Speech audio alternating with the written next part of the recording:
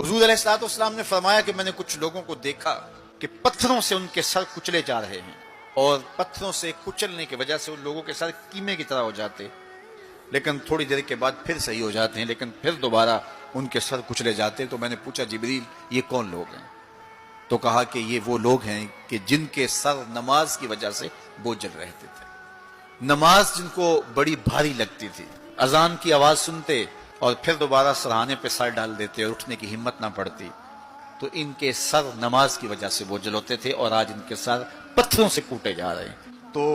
आप सब और मैं गौर करें कि हमारी जिंदगी में कहीं नमाज से कोताही तो नहीं है।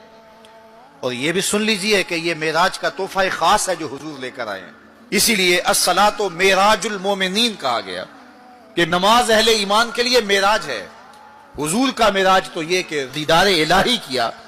और वहां तक पहुंचे जहां किसी का तसव्वुर भी नहीं पहुंच सकता। लेकिन इस उम्मत के लिए मेराज ये है कि जब वो पेशानी सजदे में रख के सुभान रब्बियल आला कहती है, इतनी रहमतें बरसती हैं कि अगर लोगों को पता चल जाए कि हम जब सजदे में होते हैं तो कितनी रहमतें बरसती हैं, तो वो सजदे से सर ही ना उठाएं, इतनी रहमतों का नज़ूल होता है। इसलिए इस उम्मत का मेराज ये है कि ये 5 गाना नमाज शियारे जिंदगी बना ले, कभी भी नमाज कज़ा ना होने दे।